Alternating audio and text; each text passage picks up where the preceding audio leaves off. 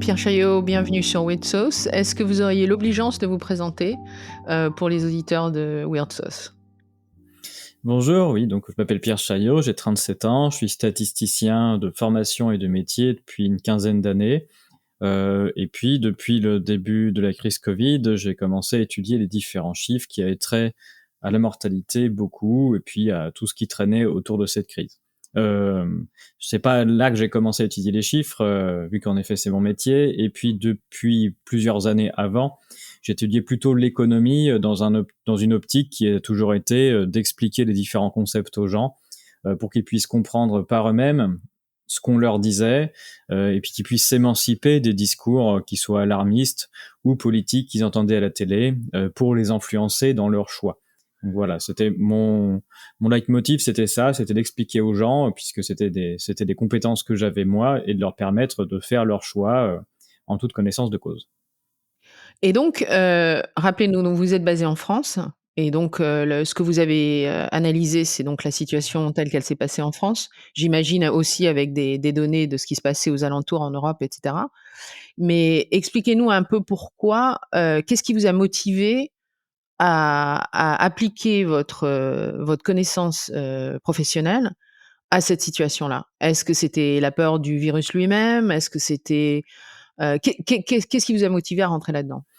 La première chose, c'est que bon, voilà, je m'intéressais à différents sujets auxquels je faisais des petites vidéos plutôt sur le point de vue économique à ce moment-là, et que bon, j'étais un peu abasourdi et agacé par le fait que depuis février 2020, il y en avait plus que pour le nouveau virus tueur en Chine, et avec des statistiques qui étaient parfaitement ridicules pour pouvoir créer une panique. Donc j'ai juste fait une vidéo pour rappeler ce que c'est que la démographie. Voilà, la Chine, c'est 1,5 milliard d'habitants à peu près, donc il doit décéder quelque chose comme 40 000 personnes tous les jours. Et donc quand les médias annoncent voilà, virus tueur qui en un mois fait 2500 décès en Chine, c'est parfaitement ridicule face à la démographie de ce pays. Donc j'ai juste fait une vidéo pour rappeler ça. Et 2500 décès, c'est ce qui décède tous les jours en France, hein, pendant les mois d'hiver. Et donc on pouvait pas faire peur avec ça. Mais comme les gens n'ont pas de notion d'ordre de grandeur, ils pouvaient paniquer assez facilement. Et c'est le jeu médiatique voilà, de donner toujours de la surenchère dans ce qui se passe de façon à faire de l'audience. Donc j'ai juste fait une vidéo pour dire, je rappelle ce que sont les chiffres de la démographie.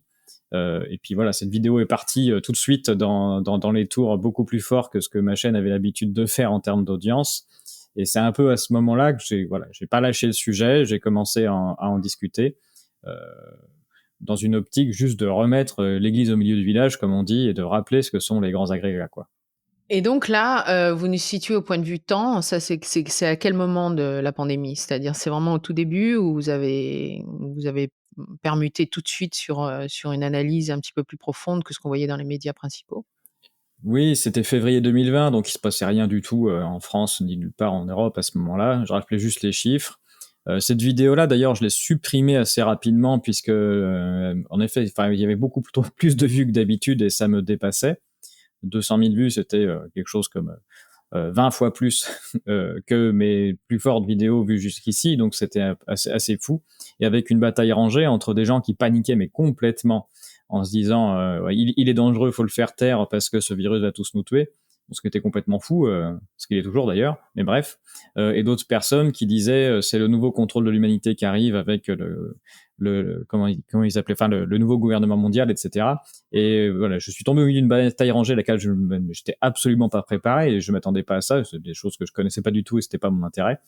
Donc j'ai supprimé cette vidéo et j'y suis revenu à cette question-là au moment du confinement français qui a surpris tout le monde en mars 2020, et j'ai fait une vidéo pour dire voilà, ça rappelle énormément le livre La stratégie du choc de Naomi Klein. Donc j'ai fait un parallèle entre ce qui se passait dans le monde, le niveau de peur qu'il y avait, mesures extrêmes qui étaient mises en place, et la stratégie du choc. Je disais, le danger, c'est de vivre la stratégie du choc en France et ailleurs à l'occasion de cette crise.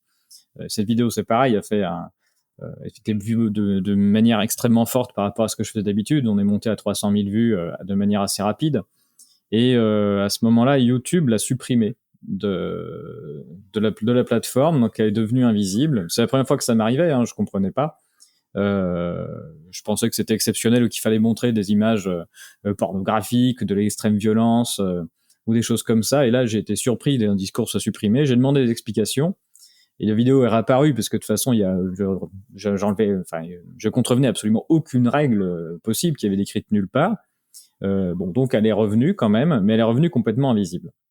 Donc j'ai découvert le shadowban à ce moment-là, que je pensais être en effet un discours complotiste et qui n'existait pas dans la réalité. Et donc ça m'est arrivé en direct. Suppression d'une vidéo qui contrevenait aucune règle mais qui déplaisait par son contenu, pour rien, enfin à des personnes visiblement, et puis ensuite un shadowban que j'ai découvert à ce moment-là. Et donc, la partie qui vous a la première partie de tout, parce qu'il y a plein d'éléments dans la crise du Covid. Il y a l'élément de l'excès de mortalité, il y a les éléments de l'origine du virus, il y a les éléments des ce qu'on appelle des contre-mesures ou qui ont été faites, c'est-à-dire, la nécessité d'un lockdown ou pas, la nécessité des vaccins ou pas, l'efficacité des vaccins. Donc il y a plein de dimensions, y compris les tests et la validité des tests qui ont été utilisés pour, décréter une pandémie. Donc quelle est la partie qui vous a d'abord, surpris le plus, et qui a commencé en fait à dérouler quelque chose? Parce que dans toutes les interviews que j'ai écoutées de vous, des podcasts que vous avez faits et votre chaîne et le livre, Covid-19, ce que révèlent les chiffres officiels, que vous avez écrit, on voit qu'il y a un certain nombre de choses qui ont été que vous avez développées, et on se demande en fait si c'est quelle était l'intention? Est-ce que vous pensiez que quand la première chose qui vous paraissait étrange, vous l'avez analysée et là vous avez trouvé quelque chose qui était encore plus étrange? Ou alors est-ce que vous pensiez que en fait je vais regarder et puis en fait, je vais me prouver à moi-même en gros que bon, en gros c'est cohérent? Donc quelle était votre approche et qu'est-ce qui vous a surpris le plus? Alors mon approche, c'était de partir de ce que je savais, donc de ces premières choses-là, c'est-à-dire la mortalité, redire de combien elle était, etc. Bon, ça a continué ensuite après les confinements, la mortalité. Enfin, il y a eu une période de hausse de mortalité pendant le confinement français que initialement moi j'ai attribué à une maladie, hein, c'est-à-dire voilà, en effet un virus respiratoire qui serait responsable de cette hausse de mortalité. C'était ma grille de lecture puisqu'à cette époque-là, j'avais jamais remis en question les dires qui étaient faits d'un point de vue médical sur la manière dont se propageaient les épidémies, etc. C'est quelque chose que j'avais intégré. Donc je suis parti de on va dire, de ces a priori là, sans les discuter. Et puis j'ai découvert de manière mystérieuse qu'à l'été 2020, le gouvernement français continuait de mettre la pression sur les gens en disant le virus tueur est toujours là, machin truc, alors que bon, la mortalité était au plus bas. À ce moment-là, on me rattrapait même la mortalité, le record de mortalité basse obtenu en 2019 à l'été. C'est-à-dire qu'arrivé à l'été, il n'y avait plus de traces d'une mortalité quelconque supérieure à l'habitude, ce qui veut dire que la bosse de mortalité qu'on voit en mars-avril, c'est en écrasante majorité des personnes âgées en fin de vie qui sont décédées en même temps à cette période-là, mais qui n'auraient pas vécu pour l'écrasante majorité plus que l'été suivant. Hein. Donc voilà, donc ça a été ces rappels-là. À la rentrée scolaire de 2020, c'est pareil. Ils ralentissent pas la pression et donc je me disais mais qu'est-ce qu'ils vont faire? Est-ce qu'ils vont nous maintenir ad vitam aeternam dans cette espèce de psychose des méchants virus, sachant que voilà, on sait très bien que tous les hivers les gens sont malades, donc on allait pouvoir attribuer n'importe quel rhume au fameux virus tueur, quoi, et ça n'a pas loupé. Et donc bon, bah, j'ai continué à étudier les chiffres de mortalité pour dire qu'il se passait rien de spécifique, que c'était assez ridicule. Il y a même eu une canicule en 2020, une petite canicule qui a fait plus de ravages que n'importe quelle affection respiratoire à ce moment-là. Donc voilà, j'ai juste développé mes arguments. J'ai fini par avoir une idée, c'était fin de l'année 2020, de dire qu'il fallait étudier ce qui se passait par âge et par tranche d'âge pour comprendre qui décédait en plus ou en moins d'habitude. Et là, on a très bien vu qu'en dessous de 65 ans, il ne s'est jamais rien passé en France, ni nulle part ailleurs. Donc voilà, c'est petit à petit. Donc j'ai juste avancé en réagissant face à la psychose ambiante qui était toujours promue médiatiquement, hein, en essayant de faire de mon côté de faire des contre-analyses pour dire ce qui se passait de par les chiffres officiels. Et puis j'ai toujours essayé aussi de réagir aux contre-arguments qui m'étaient apposés.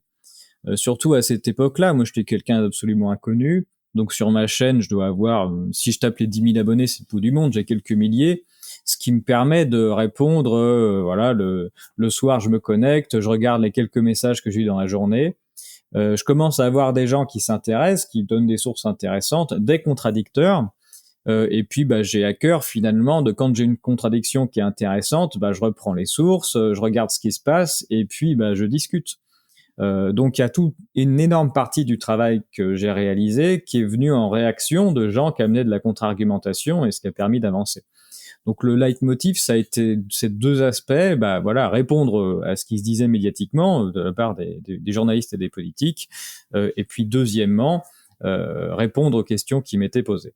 Bon, j'ai aussi été contacté au bout d'un moment par des chercheurs avec qui j'ai pu travailler, notamment Laurent Toubiala, Laurent Micheli, qui m'ont poussé à structurer un peu plus mes travaux de façon à rentrer dans un cadre d'articles scientifiques qui est très très codifié par rapport à ce que je faisais moi, qui est d'une habitude professionnelle que j'avais, mais que je mettais en forme uniquement pour faire un article type presse plus une vidéo. Donc là, il a fallu rentrer un peu plus dans le dur et puis structurer tout ça.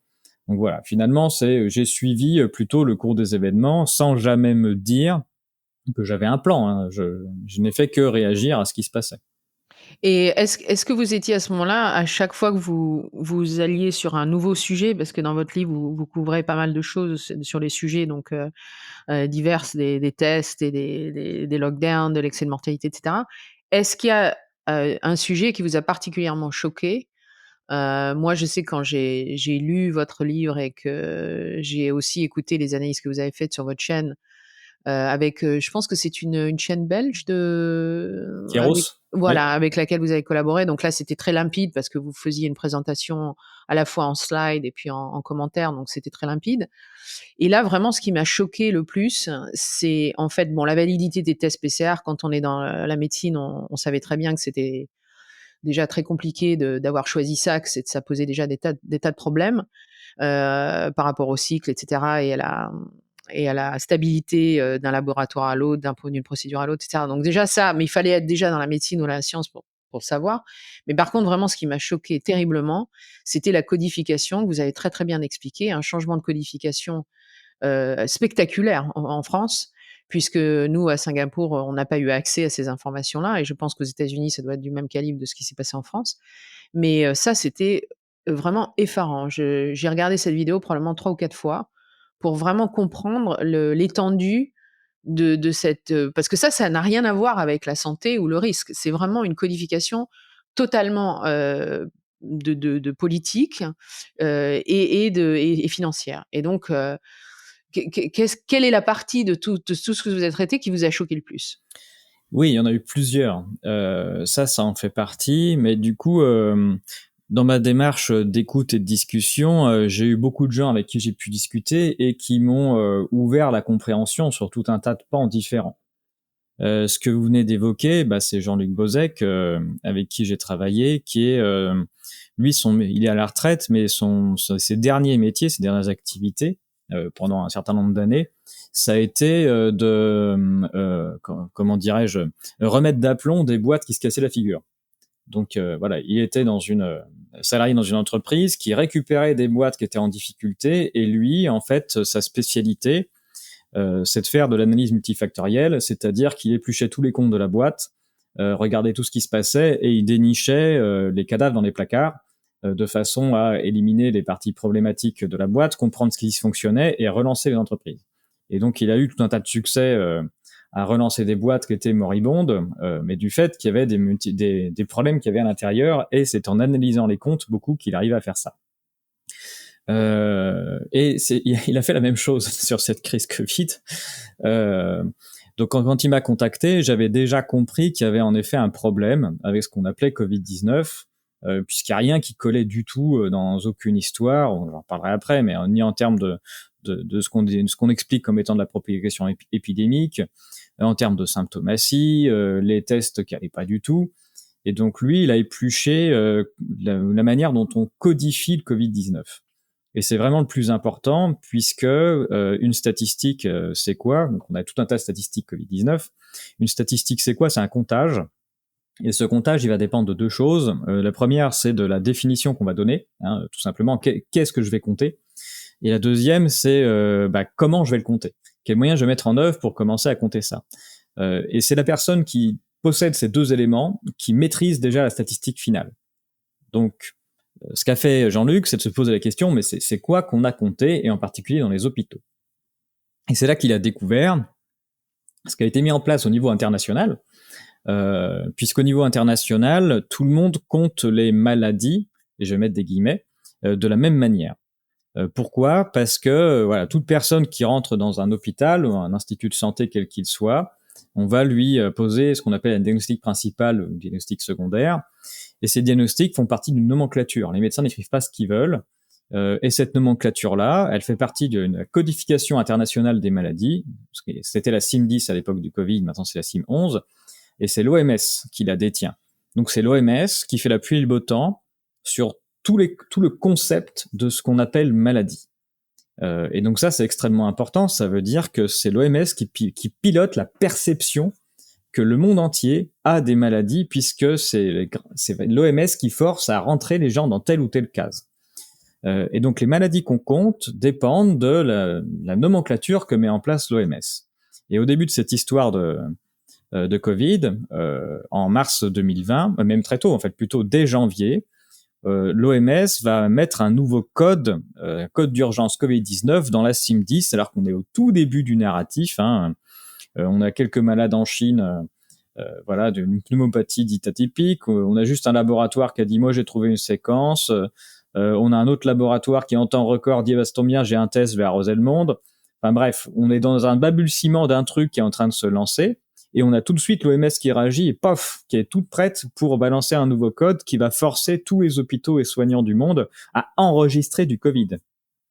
Enregistrer du Covid avec une symptomatie décrite qui est maux de tête, nez qui coule, fièvre, frisson, myalgie, toux, difficultés respiratoires, perte d'odorat, perte de goût, nausées, vomissements, enfin bref. Donc la totalité de tous les symptômes de tout ce qui existe peuvent désormais rentrer dans la case Covid-19, et c'est là que le chiffre rentre. Et donc c'est pour ça qu'on a partout dans le monde, quasiment en même temps, un début de comptage Covid-19, ce qu'on va appeler épidémie. Et donc tout ce qu'on appelle épidémie, donc vous voyez des belles courbes sur Internet de cas Covid-19, hospitalisation Covid-19, même décès Covid-19, c'est un démarrage de comptage. Démarrage de comptage, du coup, qui est piloté depuis l'OMS pour le balancer partout dans le monde en même temps ou quasiment en même temps. Bon. Donc ça c'est une grosse découverte, et ça permet de comprendre la totalité de ce qui s'est passé, et finalement de comprendre que tout ce qu'on appelle Covid-19, c'est de la bureaucratie. Et ça a plein d'implications. Donc tous les sites internet, World in Data, etc., qui mettent en ligne des données Covid-19 ne font pas du tout de la science, ils font de la bureaucratie. C'est-à-dire qu'ils mettent en ligne des courbes qui correspondent à des comptages bureaucratiques de tout et de n'importe quoi, et qui font des jolies courbes. Et on a un vrai problème, c'est que tous les scientifiques, quel que soit leur bord, qu'ils étaient de ceux du gouvernement ou même de ceux d'en face, qui utilisent ces courbes-là en prétendant donner des conclusions sur le Covid-19, sont dans l'erreur totale. Ils sont en train de prendre quelque chose qui est de la pure bureaucratie pour de la science. Ce ne sont pas du tout des données scientifiques. Et c'est un vrai problème dans la compréhension, que ce soit du côté des gouvernements qui ont mis en place toute cette folie, qui tirent des conclusions là-dessus pour faire des confinements, font évidemment n'importe quoi. Même ceux qui disent on a été manipulé, voilà, c'est un virus d'origine machin, non naturel, regardez comment il se diffuse dans la population, telle souche est virulente, etc. Ils ne se rendent pas compte qu'ils font n'importe quoi et qu'ils racontent n'importe quoi à partir de ces données. Ces données ne sont pas scientifiques. Et donc c'est là qu'est l'escroquerie totale. Et le problème qu'on a aujourd'hui à sortir par le haut de cette crise et à comprendre ce qui s'est passé, c'est de comprendre le niveau de manipulation qui est jusque-là. C'est-à-dire qu'on n'est pas en train de faire de la science du tout. On est en train de se faire avoir par de l'étiquetage, voilà, du package. Et ça, c'est extrêmement problématique. Donc ça, c'est pour cette partie codification. Et ça va très très loin, puisque dans le livre, je découvre que le principe de ce qu'on appelle l'épidémie, notamment avec un principe de propagation interhumaine, est absolument impossible qu'elle ait eu lieu au regard de la totalité des statistiques à notre disposition. Donc, quel que soit ce qu'on est en train de raconter sur des origines, la virulence, machin truc, il n'est pas possible que toutes les statistiques à notre disposition, les décès, les hospitalisations, les cas de Covid-19, tout ce qu'on veut, aient pour origine un principe de transmission interhumaine. Ça n'est juste pas possible. Et il faut pour ça lever le nez de sa copie pour s'en rendre compte. Et ça, c'est une surprise, mais qui est totale. Je m'y attendais pas du tout à ce qu'on ait une erreur d'interprétation de ce niveau. C'est-à-dire qu'on est en train de raconter, mais juste n'importe quoi sur la base, voilà, d'enregistrement. Et puis je découvre qu'on raconte n'importe quoi aussi sur tout un tas d'autres maladies où on accuse, voilà, des principes de transmission d'être à l'origine du fait que les gens soient malades, notamment pour la grippe, et où finalement les modèles ne marchent pas du tout non plus. Ça, c'est une grosse surprise. Enfin, moi, j'étais persuadé qu'on maîtrisait scientifiquement totalement le fait de comment on tombait malade et que la propagation interhumaine s'était prouvée scientifiquement de différentes manières et que les modèles, du coup, étaient mis en place parce qu'on avait des preuves scientifiques, et je découvre que non, les modèles sont construits sur la base de modèles physiques qui n'ont rien à voir avec la maladie, d'ailleurs, et qu'on reproduit, qu'on bascule et qu'on met en épidémiologie, et qu'en fait, si on lève le nez de sa copie, on est en train de raconter n'importe quoi. Et donc, on est en science inversée, c'est-à-dire que c'est le modèle construit sur du n'importe quoi qui fait croire qu'on a des résultats scientifiques. Donc là, c'est vraiment mais toute la crise Covid, c'est ça aussi, hein, la bureaucratie, les modèles, etc. Et donc, on a de la modélisation mathématique qui prend le pas sur la réalité. Et ça, c'est complètement fou. On est vraiment dans de l'anti-science, c'est-à-dire du dogme. On a une espèce de dieu mathématique qu'on vénère, de dieu modélisation, à qui on fait dire des trucs, et ensuite on se force à croire que la réalité correspond à ça, même quand la réalité nous dit non. Ça, c'est très très grave. Voilà, c'est vraiment deux. Il y en a eu d'autres, hein, mais ça, c'est vraiment des surprises extrêmement fortes à laquelles je m'attendais pas du tout. Hein. Je suis pas du tout un militant scientifique de quoi que ce soit à la base. Et donc, ce sont des grosses surprises et que que je me dois toujours de maintenir. Voilà, on a raconté tout un tas de conneries sur ce sujet depuis le début. Et là, on voit dans votre livre, vous avez un chapitre qui s'appelle La prise de pouvoir de la finance et du grand capital sur la science et la médecine. Alors ça couvre pas mal de choses, en particulier donc cette espèce de capture systémique d'un certain nombre de domaines. Mais pour revenir à la méthodologie qui a été utilisée, un sorte de reverse engineering où on trouve les modèles qui vont nous trouver les bonnes données, etc. Et ensuite, une fois qu'on a les modèles et les bons noms, on fait du chiffre. Et donc, si on fait du chiffre, on fait quelque chose. Vous parlez du précédent de H1N1. Et donc, peut-être rappeler un petit peu les leçons qui avaient été sorties de H1N1, sans même parler d'autres maladies qui probablement posent question aussi, mais auxquelles personne s'est jamais penché de ce côté-là. Mais on voit bien que la codification médicale, elle existe partout, puisqu'on sait que même dans tout ce qui est maladie mentale, par exemple, psychiatrique, on a le DSM-5, DSM-5, qui est en fait un sorte de grand journal de catégorisation. Donc, rappelez peut-être un petit peu les précédents qui ont existé, qui auraient pu nous donner puce à l'oreille, bien que ce soit des échelles complètement différentes, puisque là, l'échelle du Covid, quand même, c'est quand même mondial et c'est quand même spectaculaire en rapidité et en taille de l'échelle.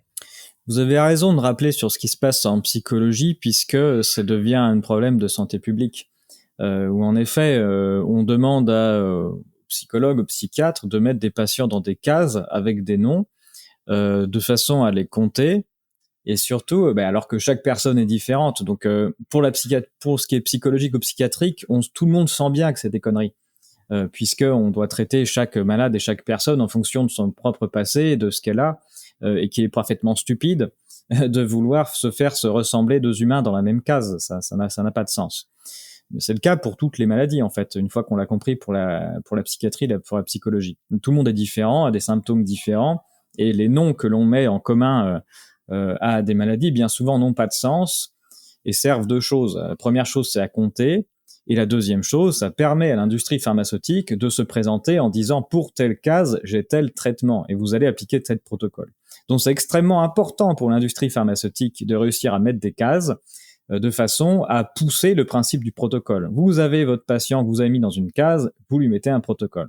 Pour les maladies psychiatriques et psychologiques, il s'agit de drogues qui font différentes choses pour prétendument traiter le patient, donc surtout pas le soigner pour qu'il aille mieux, mais le mettre dans des états seconds de façon à ce qu'il évite ses crises, qu'il soit moins dépressif. En fait, il est dépressif tout le temps, mais moins fort et on le fait tenir. Bon, le scandale des opioïdes est assez connu maintenant aux États-Unis et les ravages que font les différentes drogues sur les gens en permanence. Bon, pour le côté psychologique, on le voit bien, mais il faut se rendre compte que c'est le cas pour toutes les maladies. L'industrie pharmaceutique a besoin de ces cases pour tout. Donc ça c'est vraiment capital à avoir en tête. La corruption systémique, oui, donc elle a lieu pour ça, c'est-à-dire que c'est vraiment il y a un besoin de l'industrie à avoir ces cases et puis à avoir des études qui font la promotion des traitements qui sont mis en place. Et aujourd'hui, on a un vrai problème mondial avec la recherche, qui est que la recherche trouve des fonds à condition d'avoir du partenariat financier et donc que ça rapporte du pognon. Et ce qui veut dire qu'on est borgne, pour pas dire aveugle, sur tout ce qu'on appelle science. C'est-à-dire que la totalité des papiers scientifiques qui sortent n'ont jamais été, ne sont pas cherchés pour faire progresser le monde, on va dire, dans la compréhension de ce qui se passe, mais pour faire progresser les profits, ce qui est assez terrible. Et donc, on a tout un tas de papiers médiocres en permanence qui sortent, qui font la promotion de produits ou de solutions, et qui laissent de côté tout ce qui pourrait être de l'ordre d'un progrès scientifique, d'une meilleure compréhension du monde, mais qui rapporte rien à personne. Et donc, on a tout un tas de pans de la recherche, de la compréhension du monde qui est parfaitement effacé, puisque ça rapporte pas. Et tout ce qu'on appelle science, c'est la promotion de trucs qui font du pognon. Donc mais ça, c'est pas nouveau, hein. Ioannidis, il a sorti un papier pour dénoncer ça il y a plus de 20 ans, je crois. Donc, ce qu'on est en train de raconter, c'est juste la norme depuis très longtemps. Mais on a un vrai problème avec les journalistes, les politiques ou les citoyens qui, du coup, font confiance à la science. On a beaucoup entendu ça, hein, faut croire en la science, tout ça. Alors qu'il y a, en écrasante majorité, tout un tas de bêtises qui sont juste de la publicité de façon à promouvoir différents produits. Et donc ça c'est extrêmement grave. En effet, vivre une époque où on se dit qu'il faut croire en la science comme si on avait finalement une nouvelle religion scientiste, c'est extrêmement grave. Et ça explique aussi pourquoi beaucoup de chercheurs se sont fait stigmatiser extrêmement rapidement, tôt et de manière extrêmement violente, quand ils apportaient la contradiction, ce qui est normalement la base de la science, puisqu'on a changé de paradigme et on n'a plus une science qui progresse dans la discussion, mais on a des dogmes très forts, très ancrés, comme une religion, et qui rapportent énormément à ceux qui sont en haut de la pyramide. Et j'imagine que donc, peut-être parler un petit peu de l'expérience que vous avez eue vous-même de soulever des sujets qui étaient probablement désagréables pour le gouvernement, pour les médias, qui étaient inexplicables parce qu'il fallait revenir sur des chapitres, pour le chapitre 1, 2 et 3. Si vous commencez à lire le chapitre 5 et que vous n'avez pas lu les 3 premiers, ça va être très difficile. Quel a été est-ce que ça vous a étonné? Est-ce que d'abord vous avez été confronté à une virulence laquelle vous vous attendiez pas? Est-ce que vous avez été étonné peut-être de la direction de cette virulence, s'il y en a une? Quelle a été votre expérience personnelle sur le fait de lever la tête et de dire quelque chose et de s'engager sur un discours qui normalement aurait dû être un discours, par définition, un discours scientifique, c'est celui qui apporte la question sur tout, puisque c'est une question permanente, la science, en réalité. C'est pas une question figée. Donc, qu'est-ce qui vous a surpris, puisque vous aviez directement, on va dire, skin in the game, vous étiez déjà directement impliqué? Qu'est-ce qui vous a surpris et qu'est-ce qui vous a vraiment choqué le plus dans cette expérience personnelle? Il y a des différentes manières. De surpris de manière agréable, ça a été de me faire contacter par Laurent Toubiana, Laurent Micheli, qui sont des chercheurs très connus, respectés dans leur domaine, qui avaient une forte visibilité. Et donc, je m'attendais pas du tout à ce qu'ils me contactent. Voilà, encore une fois, moi, j'avais une petite audience et je ne savais pas que dans mon audience, il y avait finalement des gens des gens sérieux, des chercheurs, quoi. Donc ça, c'est un côté un peu positif, c'est-à-dire qu'on a pu travailler entre tout un tas de gens de bonne volonté. Moi, je suis pas chercheur, j'ai pas de doctorat ni rien, je fais juste mon travail de statisticien, mais j'ai quand même pu travailler avec ces gens-là. Donc ça, c'est très bien. Surprise et énorme déception de la part des instituts et institutions françaises qui sont rentrés dans un discours médiatique, qui ont borné leur recherche à ce qu'elle est dans le sens de ce que Laurent Micheli appelle la doxa, donc du discours officiel, alors que c'était leur devoir de neutralité, de déontologie, de donner tous les aspects de ce qui se passait, en particulier sur la mortalité. J'en parle dans le livre, On peut parler de la hausse de mortalité exceptionnelle en 2020, à condition de raconter aussi que c'est la 6e mortalité la plus faible de toute l'histoire de France. Voilà. Quand on a dit les deux aspects, on est neutre. Quand on fait la promotion que du premier, on n'est pas neutre. On est en train de participer à une psychose collective et on rompt sa déontologie. Donc voilà, ça, c'était une surprise extrêmement forte et désagréable de voir que la totalité des instituts ne prenaient pas leurs responsabilités et préféraient le confort du discours classique grand public promu par le gouvernement, en tirant d'ailleurs quelques lauriers, hein, ils ont été remerciés pour ça. Voilà, donc ça c'est une surprise, une grande déception. Du côté des médias, moi je m'intéresse à l'économie depuis 10 ans. Hein. Ça fait 10 ans que je publie de manière anonyme des petits articles pour expliquer ce qui se passe et que j'ai bien vu depuis 10 ans que les fact-checkers sont complètement nuls sur tous les sujets économiques et qui racontent n'importe quoi du matin au soir parce qu'ils comprennent absolument rien aux statistiques. Mais c'est juste un constat. Donc, ils comprenaient rien aux statistiques économiques, même quand on leur explique doucement. Donc là, ils comprenaient rien aux statistiques démographiques. Ça m'a pas surpris plus que ça. Et puis c'est pas grave. Enfin, quelque part, voilà, ils sont nuls sur tous les sujets, ils s'y intéressent pas, ils font de la pige à grande vitesse. Bon, dont acte. Ouais, ça c'était moins une surprise de ce côté-là. Peut-être, voilà, leur agressivité, le fait de venir chercher les gens. C'est-à-dire écrire des articles, de la diffamation ad personam, ad hominem contre moi et d'autres. Ça, c'était un peu plus surprenant. C'est pas très agréable, mais j'en ai pas grand-chose à fiche.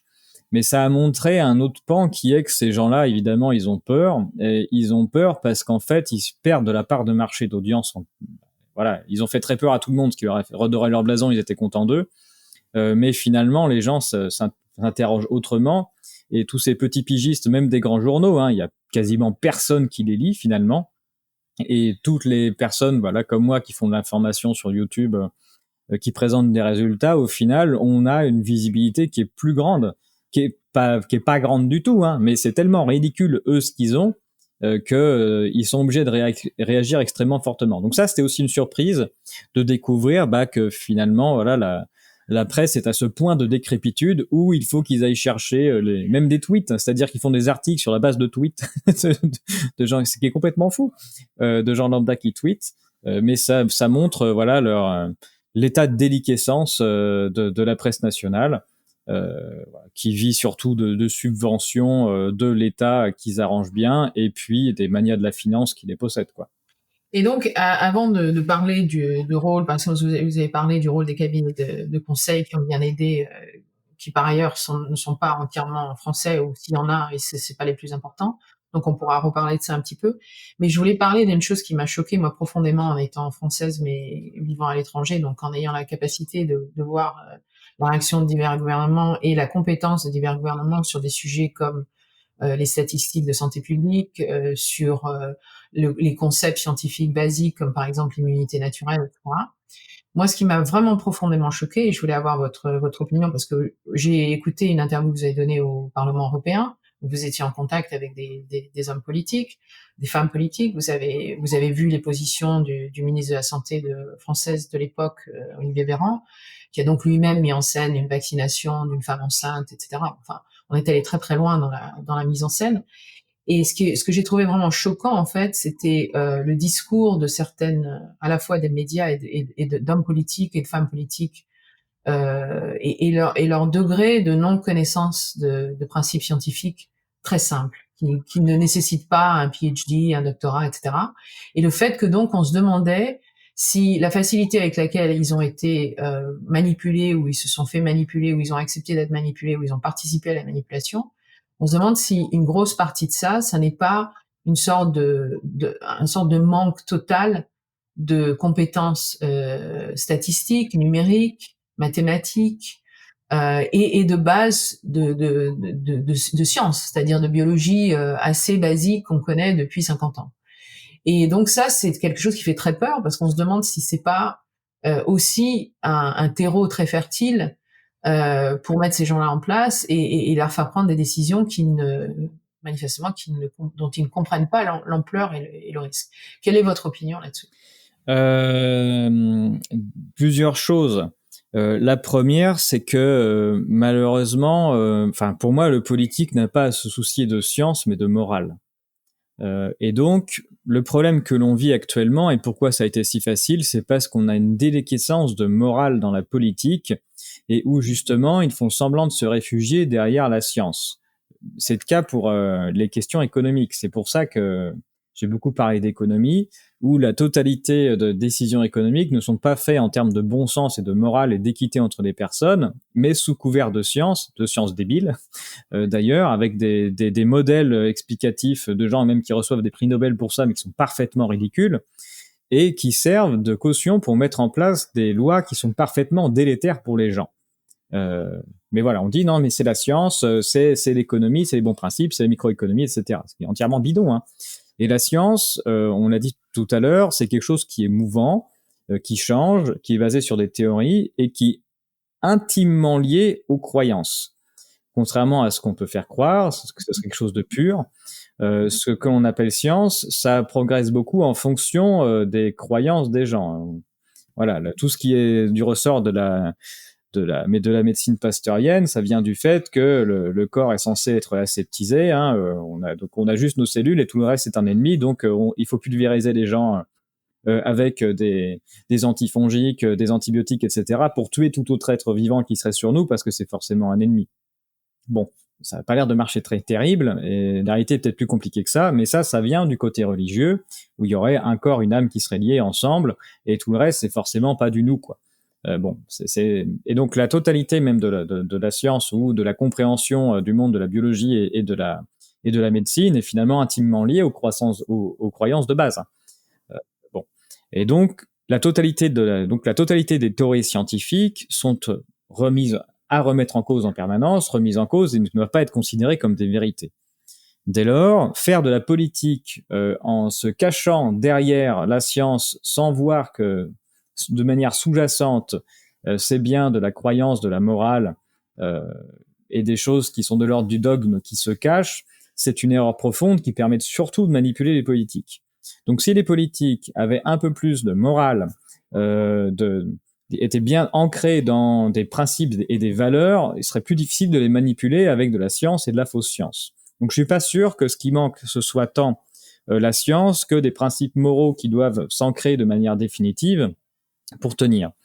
D'ailleurs, les politiques qui se sont levés contre ce qui s'est passé pour c'était beaucoup des gens de droite avec des valeurs très fortes de respect de l'individu et de sauvegarde des enfants. C'est ça qui les a beaucoup tenus. J'y suis assez sensible parce que moi je suis plutôt d'un milieu de gauche à la base, et donc dans mes connaissances c'était plutôt des politiques de gauche, et j'ai vu à quel point ils ont lâché toute valeur morale, la peur faisant, pour imposer ce qu'on a fait de pire pendant toute cette période. Et donc ça a été extrêmement extrêmement dur. J'étais très content que Michel Rivasi m'invite puisque c'est une des très rares figures de gauche qui se soit élevé contre le totalitarisme ambiant, hein, et de dire qu'il fallait faire attention à ce qu'on faisait, en particulier, notamment pour les enfants. Voilà. Mais du coup, la gauche s'est fait attraper à la fois par la science, c'est-à-dire de suivre de la science qui était entièrement bidonnée et pilotée par les labos, hein, ce qui est d'ailleurs très drôle pour la gauche de se faire avoir par le grand capital à ce point. Et les syndicats, les premiers, qui ont foncé en randonnion pour être tous derrière, c'était assez fou. Et il n'y a pas moyen de les rattraper.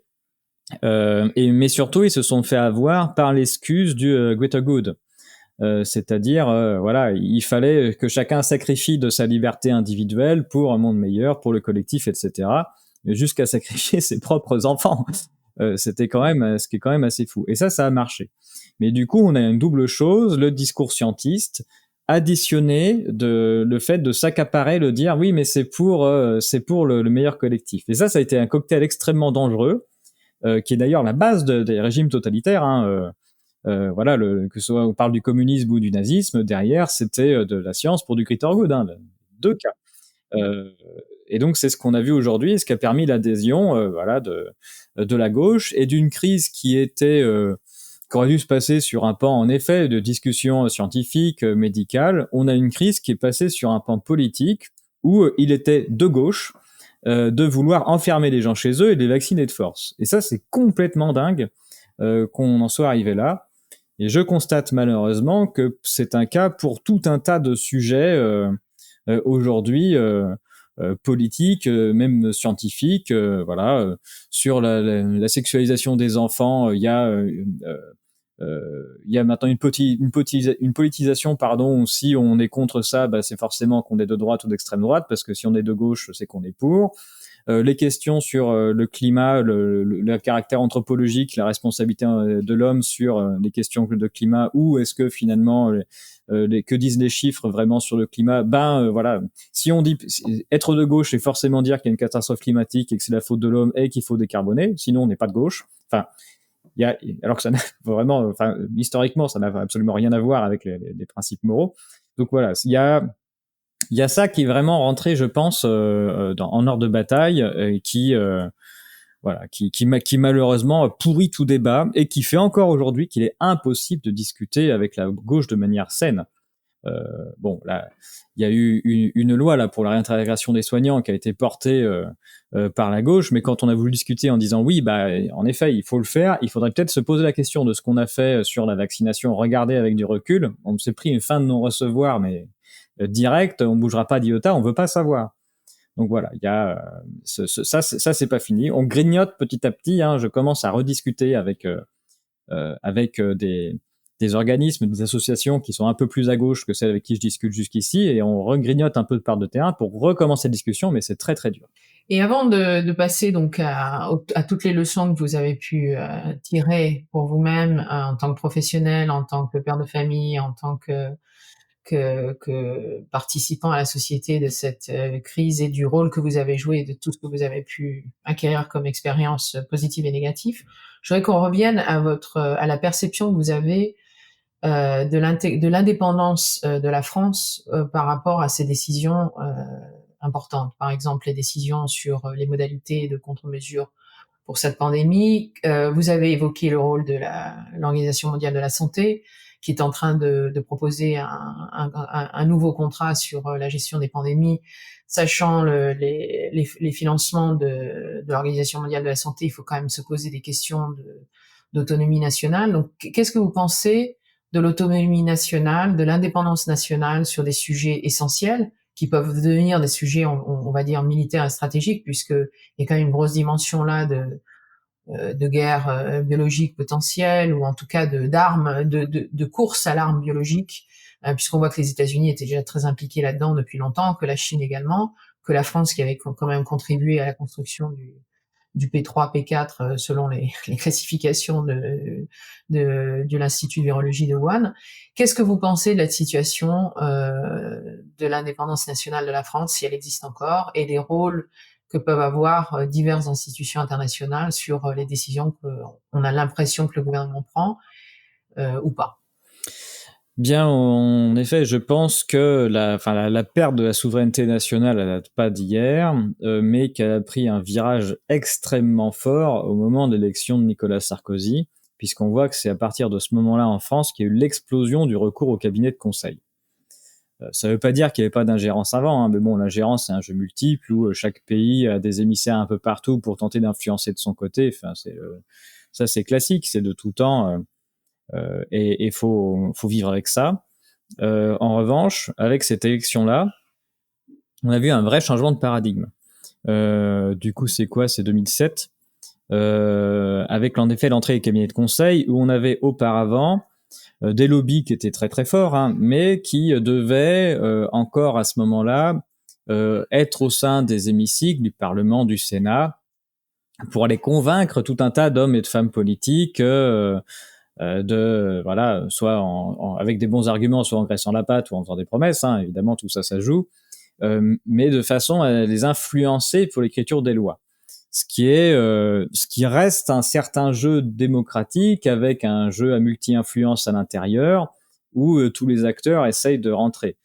Voilà, bon, c'est pas une démocratie parfaite, hein, c'est certain, c'est même probablement pas terrible. On manquait un peu de contrôle, surtout dans un pays latin comme le nôtre. Mais il y avait cette espèce de barrière ou de filtre. Avec l'élection de Nicolas Sarkozy des cabinets de conseil, on a changé de paradigme et on est arrivé avec les grandes puissances, les financiers, les industriels, qui n'avaient même plus besoin de graisser la patte ou de conseiller les parlementaires, mais qui arrivent déjà avec des textes de loi tout prêts, en tant que conseiller, et c'est même on les paye pour ça.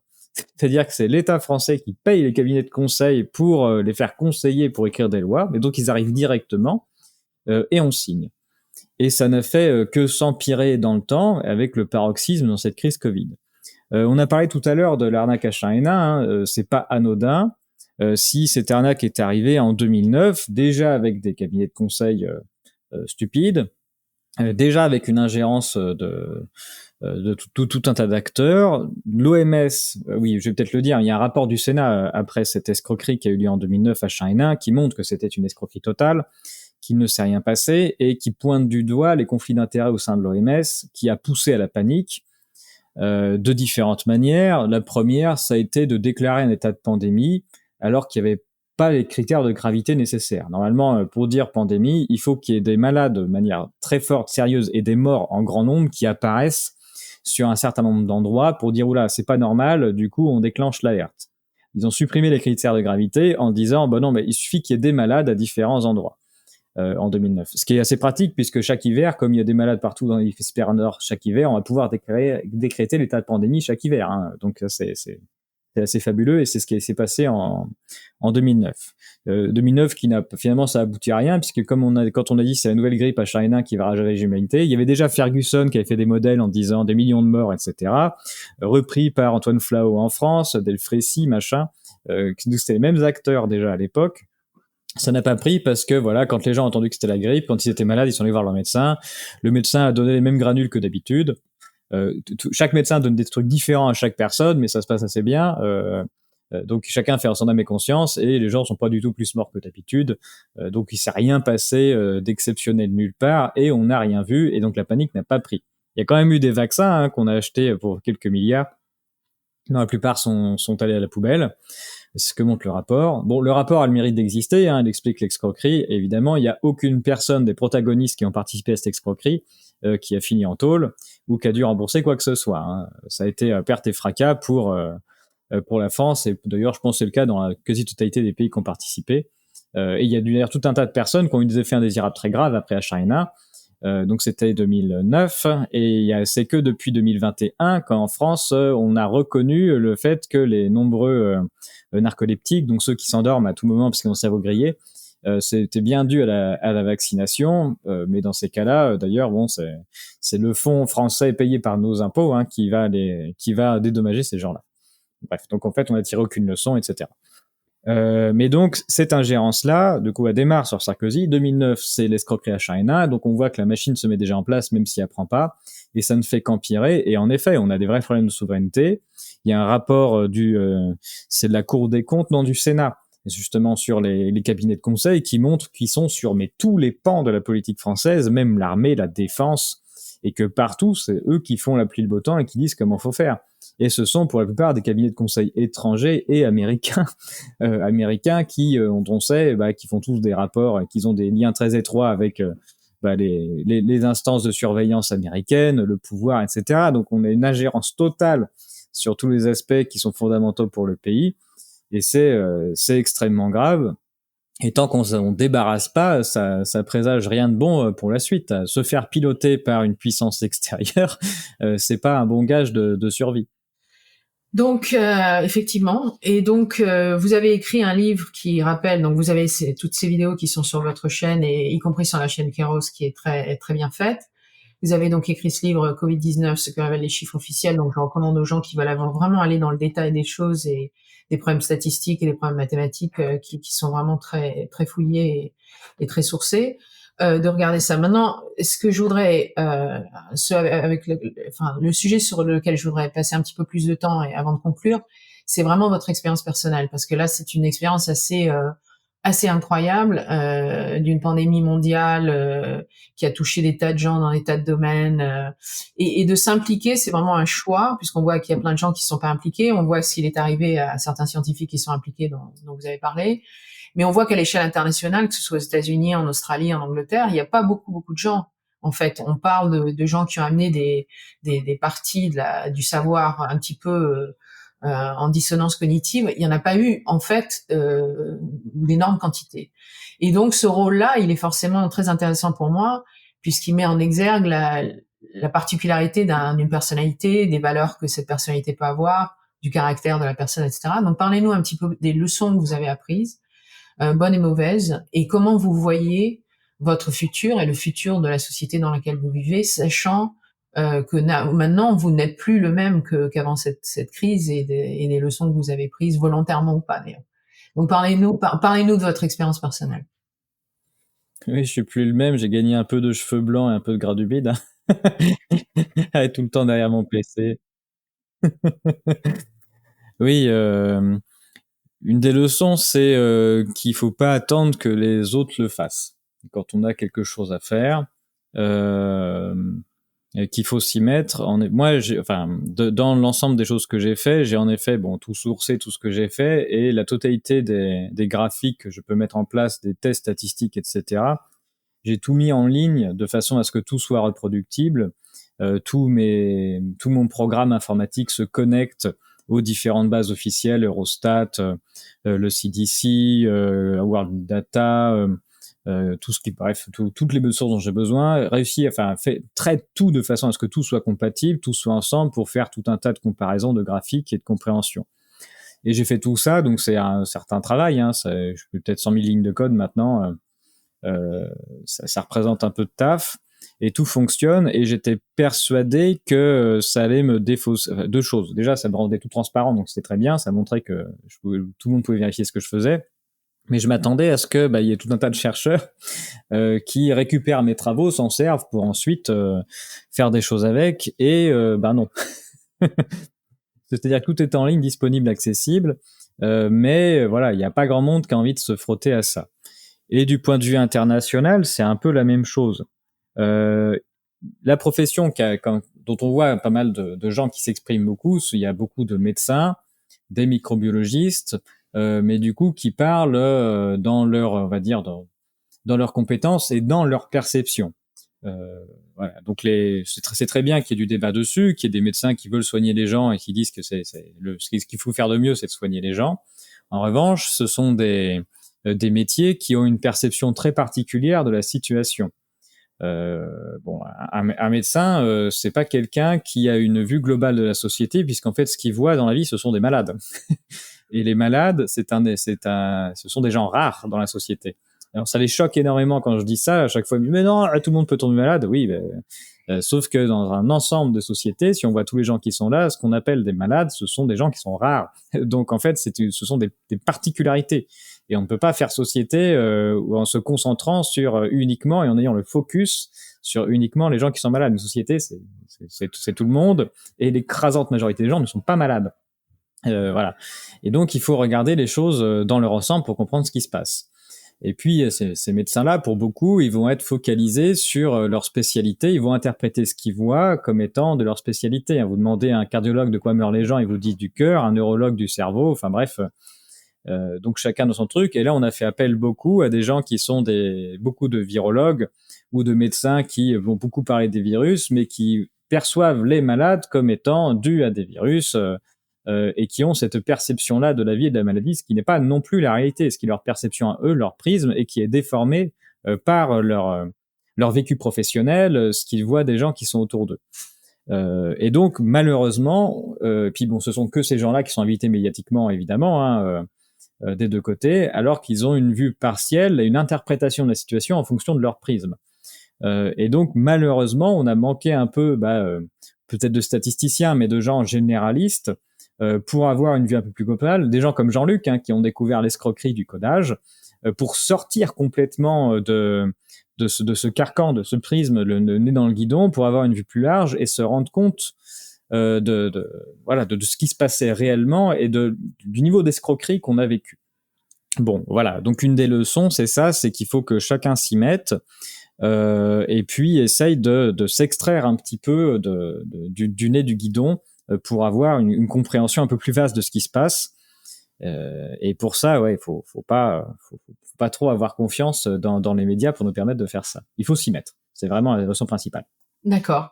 Donc pour conclure, je rappelle aussi que l'ensemble des profits de votre livre sont redonnés à l'association Où est mon cycle, que donc tout ce que vous avez fait comme travail n'a pas d'objectif de popularité ou financier. Donc ça, c'est très important parce que ça explique aussi pas mal de choses au point de vue des conflits d'intérêts. Et donc, j'encourage beaucoup les gens à lire ce livre, d'abord parce qu'en plus, les bénéfices vont à une association qui s'occupe de gens qui ont beaucoup de problèmes. Et pour conclure, donc je vais vous poser la question que je pose à tous mes invités, c'est-à-dire que pour avoir réussi à faire autant de travail et de contributions, il faut quand même avoir une petite recette magique peut-être. Et donc, est-ce que vous auriez l'obligeance de nous proposer la weird sauce ou la sauce étrange qui vous fait vous lever le matin et contribuer à la société de la manière dont vous avez contribué jusqu'à présent? Je pense qu'il faut pas transiger avec ses valeurs, et puis chercher la vérité, et c'est tout. Euh, voilà, comme je l'ai dit, il y a bon, comme je dis que les statistiques Covid-19 ne sont pas exploitables pour faire de la science, et quel que soit le bord, il y a des gens très gentils. Hein. Alors il y a des gens avec qui je me frite qui sont du bord en face, mais il y a des gens très gentils avec qui je m'entends très bien, avec qui je travaille, et un certain nombre m'ont conseillé de me taire sur un certain nombre de mes résultats, notamment quand je montre qu'il n'y a pas de propagation épidémique du tout, que ce n'est pas possible, que c'est pas compatible avec les statistiques. Et donc le conseil c'était mais tais-toi, tu peux pas remettre en cause ce genre de choses. Et donc voilà, moi mon leitmotiv c'est non, je m'en fiche complètement. Donc je dis les résultats qui me tombent sous les yeux, je fais pas exprès de les découvrir, c'est-à-dire que bah là j'étudie les statistiques et quand le résultat tombe, eh bien je le dis et donc je transige rien. Donc les deux aspects c'est ça, je pense qu'il faut pas transiger avec la vérité tout simplement. Pour des questions de popularité, d'audience, ou parce que les gens seraient pas aptes à écouter ce qu'on dit. Les gens seront jamais aptes à écouter ce qu'on dit si on le dit jamais. Donc il faut bien commencer quelque part. Puis donc bon voilà, ça tombe sur moi, c'est peut-être moi qui en payerai les copeaux cassés, mais c'est pas grave. Donc faut pas transiger. Et puis comme je le disais tout à l'heure, il faut s'y mettre et pas attendre que les autres le fassent à notre place. Et s'il y a un tabou à briser, il faut commencer soi-même par le briser et l'assumer. Et puis c'est tout. Pierre Chaillot, merci beaucoup pour cette heure que vous nous avez accordée. Et puis, nous vous souhaitons bonne chance et bon courage pour la suite. Et que les auditeurs de cette chaîne s'intéressent à votre travail et à la fois au travail sur le Covid et bien sûr au travail sur l'économie, qui sûrement est un sujet tout aussi intéressant que celui du Covid. Merci. Merci à vous. If this conversation stopped you in your track, share it with your network. You never know whose life you might change for the better. Thank you for listening. Stay curious about our next guest and stay curious about life.